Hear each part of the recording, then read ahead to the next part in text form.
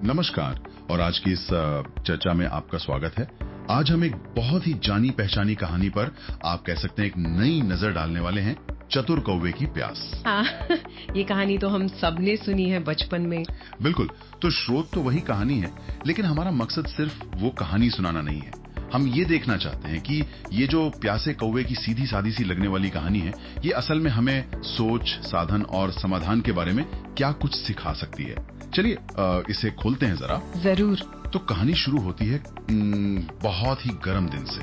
आप सोचिए जैसे एकदम झुलसा देने वाली गर्मी है, सब कुछ सूखा पड़ा है, पेड़ भी जैसे मुरझाए हुए हैं, जमीन तप रही है। हाँ, वो माहौल एकदम महसूस होता है कहानी में। और जंगल का हर प्राणी वो पानी की तलाश में है। हवा भी एकदम जैसे रुकी हुई सी है। मुश्किल समय। हाँ, और इसी माहौल में है एक कौवा। बेचारा बहुत प्यासा है और उड़ उड़कर थक भी चुका है। वो सुबह से भटक रहा है पानी के लिए, लेकिन कहीं कुछ मिला नहीं। गला बिल्कुल सूख गया होगा। हाँ, गला सूख रहा है, पंख भारी लग रहे हैं। उसे लग रहा है कि भाई अगर जल्दी पानी नहीं मिला तो शायद बचना मुश्किल हो।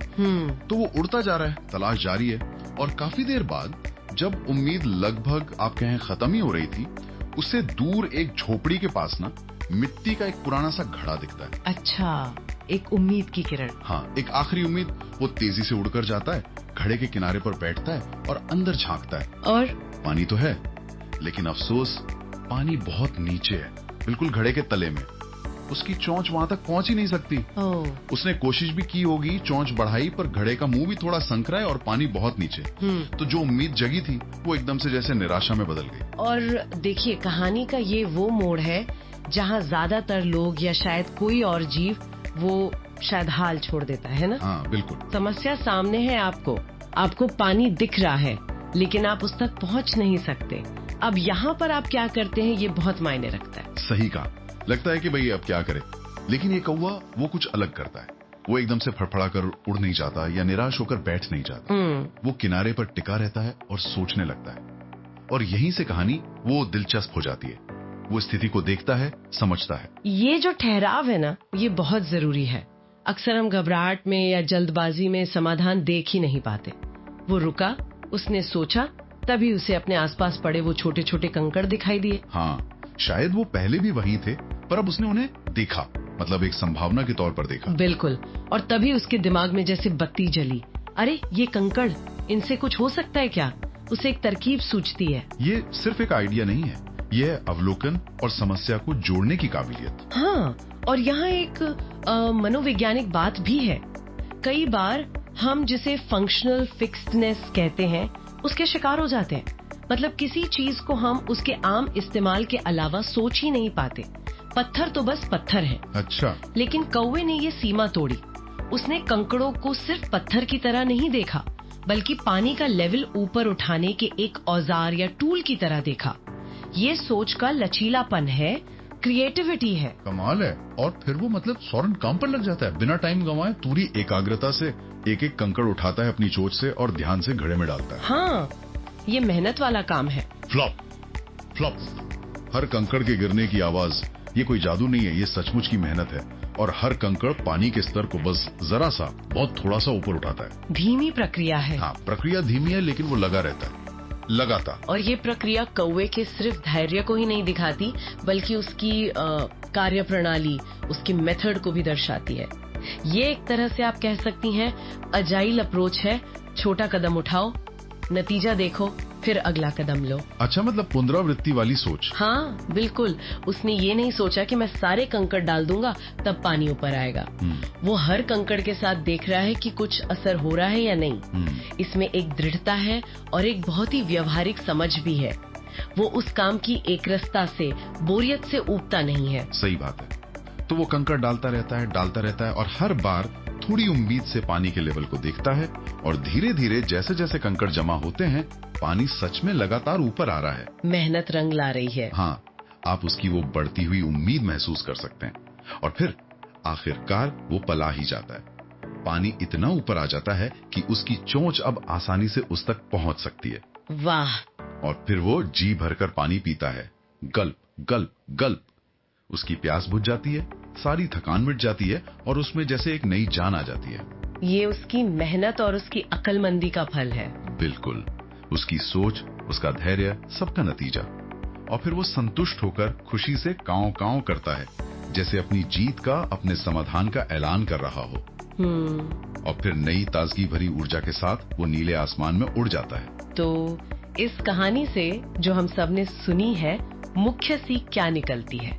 बेशक पहली सीख तो वही है जो हमें हमेशा बताई गई है, जहाँ चाह वहाँ राह। अगर इच्छा शक्ति है तो रास्ता निकल ही आता है। हाँ, ये तो है ही। लेकिन अगर हम थोड़ा और गहरे जाएं, तो ये कहानी सिर्फ इच्छा शक्ति के बारे में नहीं है। ये है चतुराई, ये है धैर्य, अवलोकन और सबसे बड़ी बात, जो आपके पास सीमित संसाधन है उनका रचनात्मक तरीके से इस्तेमाल करना। सही कहा। कोई ने सिर्फ इच्छा नहीं की, उसने स्थिति का विश्लेषण किया। अच्छा, पानी नीचे है, पास में कंकड़ पड़े, फिर उसने एक योजना बनाई। ठीक है, कंकड़ डालकर पानी ऊपर लाऊंगी, और फिर उसे धैर्य के साथ पूरा किया।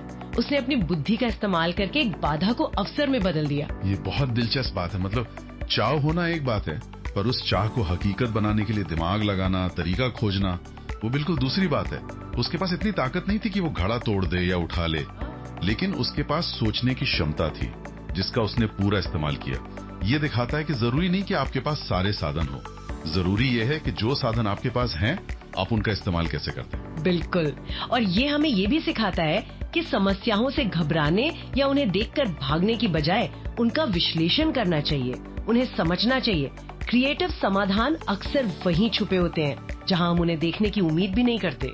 और ये समाधान जरूरी नहीं कि बहुत बड़े या कॉम्प्लेक्स हों। कौवे का हर कंकड़ डालना एक छोटा, बहुत ही साधारण सा कदम था, लेकिन उन छोटे छोटे कदमों का जो कुल मिलाकर असर हुआ, वो बहुत बड़ा था। ये क्रमिक सुधार, जिसे इंक्रीमेंटल इम्प्रूवमेंट कहते हैं, उसका एक क्लासिक उदाहरण है। क्या हम ये कह सकते हैं कि ये कहानी हमें ये भी दिखाती है कि कभी कभी सबसे सरल, सबसे सीधा समाधान ही सबसे असरदार होता है, खासकर तब जब हम बहुत जटिल समस्याओं में उलझे हों। हम अक्सर बहुत हाईटेक या बड़े समाधान ढूंढते रह जाते हैं और ऐसे सीधे साधे तरीकों को नजरअंदाज कर देते हैं। ये बहुत ही महत्वपूर्ण बात कही आपने। आज की दुनिया में, खासकर टेक्नोलॉजी के इस दौर में, हम अक्सर स्मार्ट या जटिल समाधानों की तरफ खिंचते हैं। हमें लगता है कि बड़ी समस्याओं के लिए बड़े क्रांतिकारी समाधान ही चाहिए। हाँ, ऐसा लगता है। कौवे की कहानी हमें याद दिलाती है कि कभी कभी बिल्कुल बुनियादी भौतिकी, धैर्य और जो आपके पास उपलब्ध साधन है, उनका सरल उपयोग भी उतना ही या शायद ज्यादा प्रभावी हो सकता है। उसने कोई रॉकेट साइंस नहीं लगाई, बस मौलिक तर्क का, कॉमन सेंस का इस्तेमाल किया। सही है। और यहीं से एक विचार करने लायक सवाल उठता है, खासकर आज के संदर्भ में। हमारी दुनिया जो इंस्टेंट ग्रेटिफिकेशन, मतलब तत्काल संतुष्टि और तेज रफ्तार समाधानों पर इतना जोर देती है। हाँ, बिल्कुल। क्या हम समस्याओं को हल करने के लिए कौवे जैसे धैर्य, उस तरह के अवलोकन और इस तरह की रचनात्मक स्टेप बाय स्टेप सोच को वाकई महत्व देते हैं? सोचने वाली बात है। या जब समाधान के वो कंकड़ आसानी से नजर नहीं आते, या जब लगता है कि प्रक्रिया धीमी होगी, मेहनत वाली होगी, तो क्या हम बहुत जल्दी हार मान लेते हैं? शायद, हाँ, कई बार। क्या हम उस मेथडिच नीम, धीमी गति से मिलने वाली ठोस सफलता के बजाय तेज, भले ही कम स्थायी नतीजों के पीछे भाग रहे हैं? इस पर जरूर सोचना चाहिए कि क्या आज की भागदौड़ हमें समस्या समाधान के इन बुनियादी पर बहुत असरदार तरीकों से कहीं दूर तो नहीं ले जा रही है? ये वाकई एक गहरा सवाल है जिस पर हम सबको शायद थोड़ा रुककर सोचना चाहिए।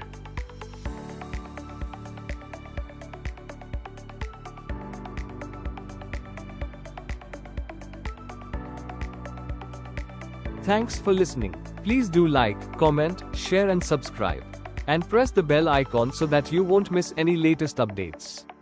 We will be meeting in the next such story soon. Stay tuned.